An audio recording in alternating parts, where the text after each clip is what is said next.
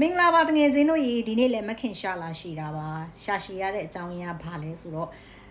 ကိုတွေတငယ်ချင်းတို့တွေမခင်တို့တွေအားလုံးနိုင်ငံခြားမှာလှုပ်တဲ့သူတွေအားလုံး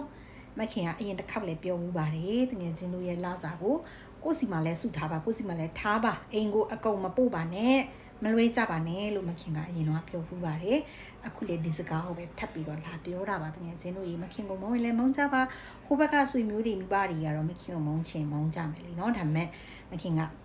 မြစ်တာရှိထားပြီးတော့ပြောပေးတာအကုန်မလွဲပါနဲ့တကယ်ချင်းတို့ကိုနေထိုင်မကောင်းဘူးဆိုလို့ရှိရင်ကိုစီမှာကိုကဘယ်နာမှတော့တောင်းမလဲကိုဖျားတဲ့နားတဲ့အလုံးမစင်းနိုင်ဘူးလာစားမရဘူးဆိုတော့ကိုကချီးပြီးတော့တိုးတွေနဲ့ချီးပြီးတုံးလို့လေစင်ပြေတဲ့အနေထားမှမရှိဘူးလေနော်နိုင်ငံခြားတွေမှာဆိုတာဟာလေကိုကအပြင်ထွက်ရင်ကွယ်ရီတောင်မှဝယ်တောက်ရတယ်သိရမလားအဲ့လိုလန်ထိတ်ကလိုမျိုးဇရက်တွေလိုမျိုးမရှိဘူးလေကိုဒီနိုင်ငံခြားတွေမှာသိရမလားဆိုတော့တကယ်ချင်းတို့ကလေ emotional ကိုနည်းနည်းလေးဘယ်လိုပြောမလဲတကူကောင်းဆန်ခိုင်းတာတော့မဟုတ်ဘူးတကယ်ချင်းတို့ကိုရီးယားဟုတ်တယ်အိမ်ကိုကြည့်ရမယ်မိဘကိုထောက်ပံ့ရမယ်မောင်နှမတွေရှိတယ်တချို့ဆိုရင်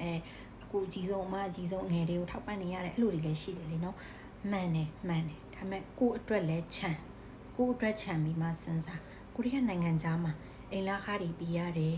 နေထိုင်မကောင်းချမ်းမအောင်ဆိုလို့ရှင်လေကုန်တယ်ကိုနေမကောင်းလို့အလုံးမစင်နိုင်ဘူးဆိုရင်ပတ်စံမရှိတဲ့ရက်တွေပတ်စံမရတဲ့ရက်တွေလည်းရှိတယ်ဆိုတော့ဟိုမှာအလုံးမဟုတ်လीနော်ဟိုမှာဆိုတာအိမ်မှာ at least မိဘတွေအမျိုးဆွေမျိုးတွေကအိမ်လာခါတော့မကုန်တော့ဘူးလीနော်ဆိုတော့ငယ်ချင်းတို့စဉ်းစားပါ